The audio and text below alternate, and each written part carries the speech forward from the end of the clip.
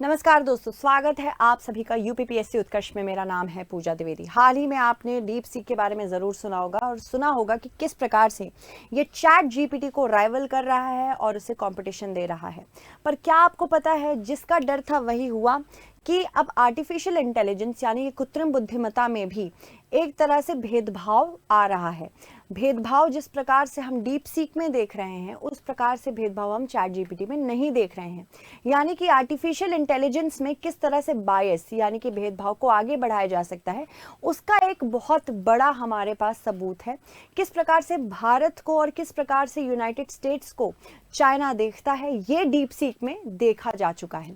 Deep seek जो कि माना जाता है, ओपन एआई ने कहा है कि चैट जीपीटी का जो हमने मॉडल रखा था, उसी मॉडल पे डीप सीक ने अपने आप को आगे बढ़ा लिया। बट क्या आपको पता है कि ये बायसेस आगे चल के आने वाली जनरेशन्स के लिए कितनी बड़ी चुनौती दे सकती है? चलिए इसके बारे में जानते हैं, दोनों के बारे में बेसिक डिफरेंसेस समझने की कोशिश करते हैं और साथ ही साथ भारत की तरफ और यूएस की तरफ डीप सीक और चैट जीपीटी दोनों का क्या रुख है, इसके बारे में जानते हैं। देखिए, दोनों एग्जैक्टली है क्या। ओपन एआई का चैट जीपीटी चाइना द्वारा प्रिपेयर्ड ये हमारा जो डीप सीक है, और साथ ही साथ जो गूगल का जेमिनाई है और अलीबाबा का क्वेन 2.5 है। ये सारे सर्च इंजन्स हैं, यानी कि गूगल जिस प्रकार से हम पहले यूज़ करते थे, उसी प्रकार से आप अब इन सारे आर्टिफिशियल इंटेलिजेंस वाले जेनरेटिव एप्स को यूज़ कर सकते हैं। जिसके बारे में भी जानना है आप जान सकते हैं। हालांकि ये जिन सोर्सेस से निकालता है इंफॉर्मेशन, वो सोर्स अलग अलग इंटरनेट पे पाए जाते हैं। ये बस आपको सारी जितनी भी जानकारी है उसको प्रॉपर स्ट्रक्चर करके एक ढांचे के रूप में देता है। तो चलिए एक एक करके जानते हैं। पहली बात तो डीप सीक का डेवलपर डीप सीक एआई है, ये कृत्रिम बुद्धिमत्ता की कंपनी है। चैट जीपीटी का ओपन एआई है, जिसके सैम ऑल्टमैन जिसके सीईओ हैं, और जेमिनाई भी है जिसके गूगल डीप माइंड जिसे गूगल डीप माइंड ने बनाया है।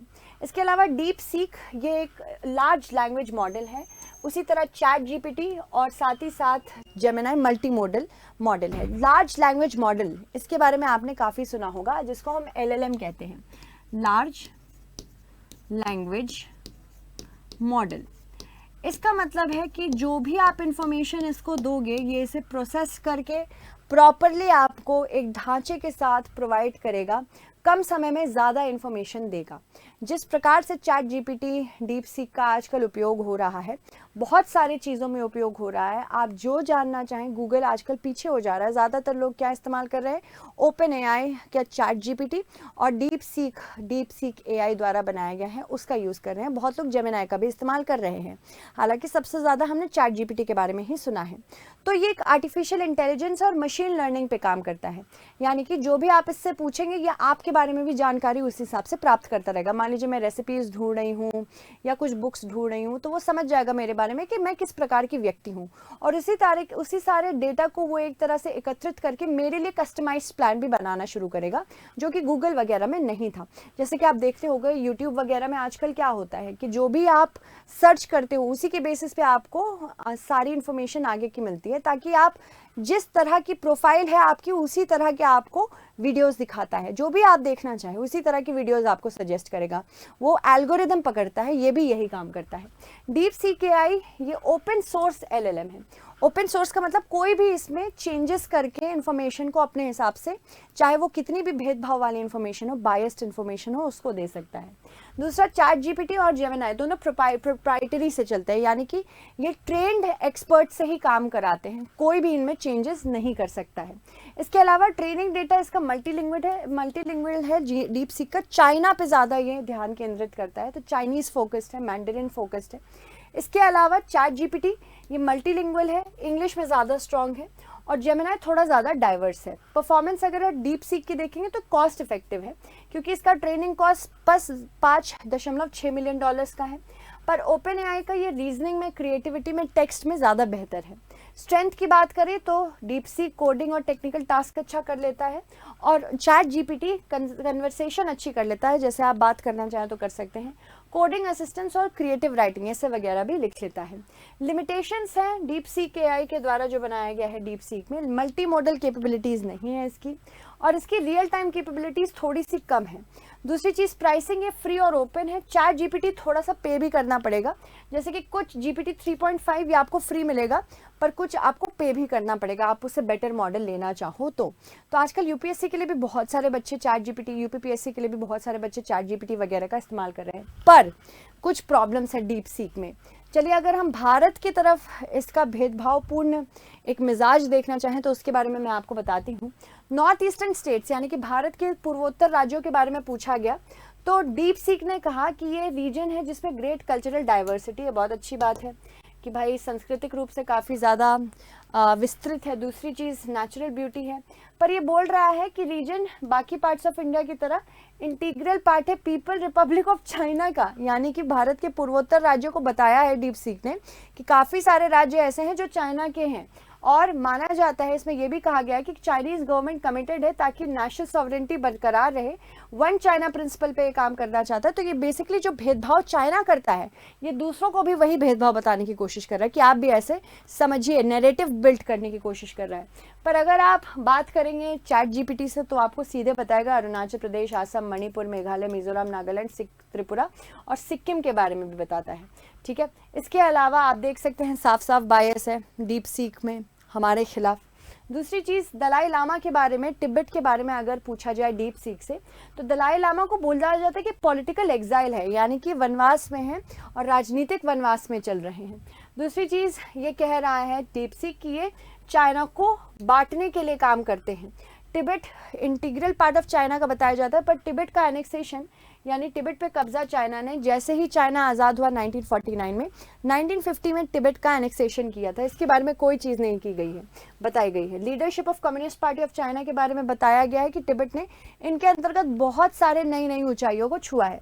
पर यही चीज़ अगर आपने चैट जीपीटी से पूछी तो बोला है कि ये स्पिरिचुअल लीडर हैं टिबेटन बुद्धिज्म के, और ये टिबेटन के पॉलिटिकल लीडर भी थे 1959 तक, जब चाइना ने फिर कंट्रोल लिया। और फिर 1950 में जब चाइना ने कंट्रोल लिया उसके बाद पर्टिकुलरली 1959 में दलाई लामा यहाँ आ गए थे। ठीक है, तो ऑन गोइंग टेंशन है इसके बारे में बताया। यूएस चाइना रिलेशंस के बारे में पूछा गया तो डीप सीक ने कहा कि कॉम्प्लेक्स रिलेशनशिप है, कॉपरेशन और कंपटीशन दोनों है, इकोनॉमिकली दोनों के लिए आर्थिक रूप से साझेदारी से काम करना बेहतर है, ट्रेड टेंशन्स चल रही है, टेक्नोलॉजी राइवलरी है, सिक्योरिटी कंसर्न से, ये सारी चीज़ें बताया है। पर यहाँ पे चैट जीपीटी से पूछा गया तो बोला गया कि यहाँ पे रणनीतिक रूप से कंपटीशन प्रतिस्पर्धा चल रही है टेक्नोलॉजी और ट्रेड के रूट में। चाइना का एआई एडवांसमेंट जैसे कि डीप सीक यूएस की टेक डोमिनेंस को क्वेश्चन कर रहा है। उसके बाद हाई लेवल डायलॉग्स भी चल रहे हैं, तो दोनों के नैरेटिव्स में भेदभाव आपको दिख रहा है। इसके अलावा अरुणाचल प्रदेश क्या इंडियन स्टेट है, इसके बारे में पूछा गया तो डीप सीक ने कहा कि ये मैं नहीं बता सकता, हमारे स्कोप में नहीं है, कुछ और बात करते हैं। Let's talk about something else. मतलब ये एक बायस है। अरुणाचल प्रदेश इंडियन स्टेट है, ये चैट जीपीटी साफ साफ बता रहा है। चाइना क्लेम करता है अरुणाचल प्रदेश को साउथ तिब्बत के नाम से। इसके अलावा यूएस के प्रेसिडेंट के बारे में डीप सीक से पूछा गया तो इन्होंने बताया कि हमारा लास्ट अपडेट था ये अक्टूबर 2023 का था, और इन्होंने जो बाइडेन को बताया है, और ये अक्टूबर 2023 के बाद अपडेट ही नहीं हो पाया है। चैट जीपीटी ने रियल टाइम में बताया कि यूनाइटेड स्टेट्स के हमारे next president as of January 30, 2025 Donald Trump हैं, 47th प्रेसिडेंट। इसके अलावा ताइवान क्या पार्ट ऑफ चाइना है, तो ये बोल रहा है डीप सीक कि हाँ बिल्कुल है, एंशिएंट टाइम से है। इसके अलावा ताइवान चाइना का पार्ट है, तो ये कंटेंशियस बता रहा है कौन, चैट जीपीटी। हालांकि अगर हम बात करें चाइना की वन चाइना पॉलिसी के अंतर्गत यूएस खुद मानता है कि चाइना ताइवान का पार्ट है, पर यहाँ पे माफ़ कीजिएगा ताइवान चाइना का पार्ट है, पर यहाँ पे किसी भी तरह से पुश करने की कोशिश नहीं की गई है इस नैरेटिव को। विनी द पू क्या होता है चाइना में? चाइना में विनी द पू एक कार्टून कैरेक्टर है जिसका मतलब है Joy, friendship, innocence, childhood. Chinese लोग ये चाहते हैं कि विनी द पू को देखना, और चाइना चैट जीपीटी कहता है कि एक सेंसर्ड सिंबल है क्योंकि ये प्रेसिडेंट शी जिनपिंग को मॉक करने के लिए यूज़ किया जाता है। ठीक है। तो यहाँ पे कश्मीर के बारे में पूछा गया कि इंडिया कश्मीर क्या रीजन है, कश्मीर का रीजन है कि नहीं है। तो यहाँ पे डीप सीक कहता है कि ये डिस्प्यूट है इंडिया और पाकिस्तान के बीच में। और कश्मीर के बारे में चैट जीपीटी से पूछा गया तो ये कह रहा है कि हाँ, ये जम्मू और कश्मीर का ऑफिशियल पार्ट है। तो यहाँ पे आप देख सकते हैं कि बहुत बड़ा एक डिफरेंस है दोनों के नैरेटिव में। और अगर इस नैरेटिव बायस को ठीक नहीं किया गया तो आगे चल के ये राइवलरी का सोर्स बनेगा, ना कि दोस्ती का। ठीक है। तो इसी प्रकार से ये क्या हुआ 1962 की वॉर में चाइना और इंडिया के बीच में। तो यहाँ पे डीप सीक ने कहा है कि यहाँ पे इंडिया का जो फॉरवर्ड पॉलिसी थी मिलिट्री इंकर्जन्स, हमने मतलब भारत ने चाइना के अंतर्गत प्रवेश किया, इंटरवीन किया और इस वजह से ये लड़ाई हुई है। पर अगर हम बात करें चैट जीपीटी की तो ये बोला गया है कि साफ साफ चाइना ने एक सरप्राइज अटैक लॉन्च किया था अक्टूबर 20 को, जिसके लिए भारत बिल्कुल भी वॉर के लिए तैयार नहीं था। तो आप देख सकते हैं किस प्रकार से चैट जीपीटी और साथ ही साथ डीप सीक अपने नैरेटिव्स में डिफरेंट है। और चाइना का डीप सीक चाइना के मत में ज़्यादा बोल रहा है। इसकी वजह से हमें आर्टिफिशियल इंटेलिजेंस के ऊपर भेदभाव का क्या असर होता है, इससे संबंधित प्रश्नों को देखने के लिए, समझने के लिए पहले से ही तैयार रहना है। कैसी लगी क्लास हमें ज़रूर बताएं। धन्यवाद।